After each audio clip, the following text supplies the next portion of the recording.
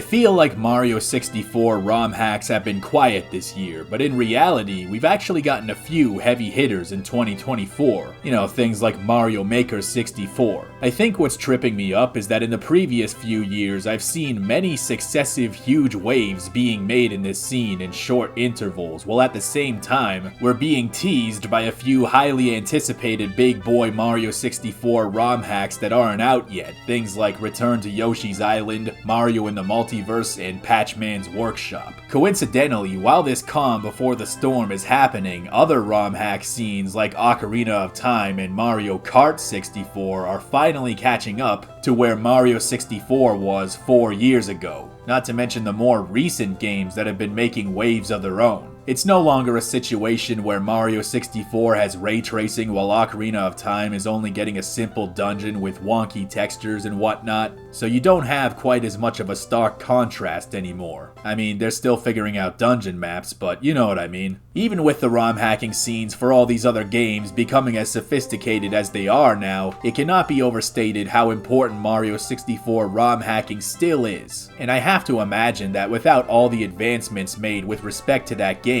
not to mention the communities that have formed around it, that the other ROM hack scenes might not have broken ground as they have today. In terms of N64 titles, it was and probably still is the most popular ROM hack scene by far, and many of the discoveries necessary to facilitate the other ones were probably found somehow or another through Mario 64. So today, I've gone back to the old spaghetti with a Mario 64 mod that came out this year. It's called Mario 64 Eureka, and it is a polished, funny, and to-the-point ROM hack. It has the spirit of a classic-style ROM hack, where you just give me a bunch of new levels and areas to find stars and coins in, but with the polish of a modern ROM hack. If, in your travels for the next consistently fun and entertaining Royale with Cheese-sized Mario 64 ROM hack, you somehow missed this one, this should be a priority item on the list. The plot of the game is that Mario feels down on his luck, so a lucky cat assigns him the task of collecting 100 lucky stars. Mario 64 ROM hacks are not known for their stories, and this isn't specifically remarkable, but the theming around lucky cats is a fun spice. In these bizarre times, we could all use some luck, right? You also got these lucky coins, which I'm at least 40% sure is a reference to the Mystical Ninja games, which also have a lot of lucky cats in them.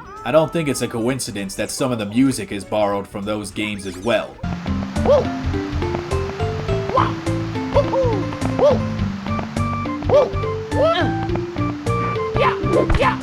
One of the trickiest things for Mario 64 ROM hacks is making compelling and memorable levels. The levels in the original game were often more like concepts of places, like this is the sand area and this is the lava area, and a lot of ROM hacks followed suit. You can bring these concepts in all kinds of different directions, but it can get old if you've seen it too many times. Not every single level in this game is some otherworldly, fully original concept, but they've been brought to life in a way that others struggle to do. There are interiors, there's verticality, there are layers, and it's all intuitive to explore. It's not so segmented that you don't know where the hell you should be going. I'm a big fan of this haunted casino dimension, which you enter by interrupting a poker game. Then you go to this secret area, which functions almost as a makeshift stealth section, where if you touch the light, you instantaneously die. Which of course is where you get the invisible cap.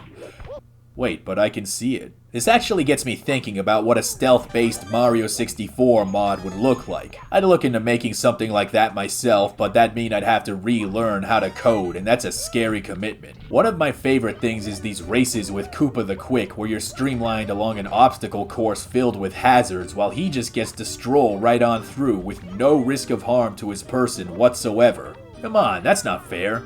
The world tells a story. You have the underground lab with radioactive footprints walking away from a broken containment chamber, leading all the way back to a level entrance, strange text on the wall, silly dialogue to keep things entertaining, funny secrets that don't serve any gameplay purpose whatsoever but are just kinda funny. You should never underestimate the value of putting things in your game just because it'd be funny. You have this compact castle with vibrant color palettes and some secret areas for those with the wits to find them, but they're not so well hidden that you'll lose your head over it. and there are even hints for things like where to find the cap switches. I played a ton of ROM hacks where you get halfway through the game and run up against a wall because you have no idea where the hell the cap switches could possibly be. Then you look it up and discover they're in some super secret compartment of some level that you'd never think to look. This way, you know, that kind of thing doesn't happen, and I really appreciate that. Secret levels will actually indicate how many stars there are to find, so you won't end up spinning your wheels at any point trying to find some shit that doesn't exist. And that's one thing I love about this ROM hack, the difficulty. It doesn't have the aggressive safety nets that a lot of modern ROM hacks have now, but the design of the challenges and obstacles are such that those things aren't really necessary. This is a ROM hack that was made for human beings and not speedrunners who huff monster energy vapors. It might have been nice to ditch the one-up system like a lot of hacks are doing now, but then again, it legitimizes the Lucky Cats as a collectible, so at least it's thematically relevant.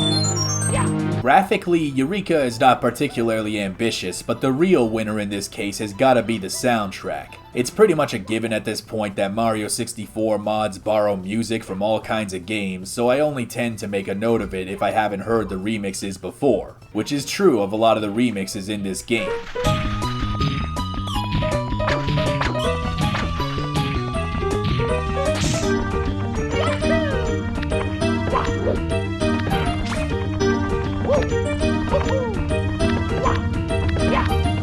There's this incredibly epic remix of the Halo theme.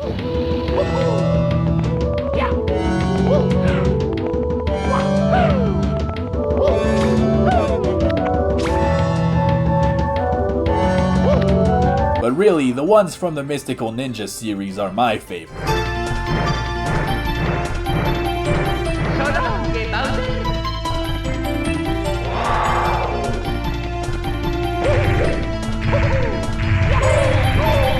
Eureka is not the most technically ambitious Mario 64 ROM hack to come out in a long time, but it doesn't need to be. I think it's proof that base Mario 64 still has a lot going for it. It's a groundwork of a formula that can be taken in all kinds of directions. This is a well-paced mod with very little tedium, very little meandering and downtime, and just the fun stuff. No weird bugs or glitches or obscenely unfair platforming challenges that expect superhuman precision. It's a consistent and reasonable challenge and a further demonstration of what we already knew.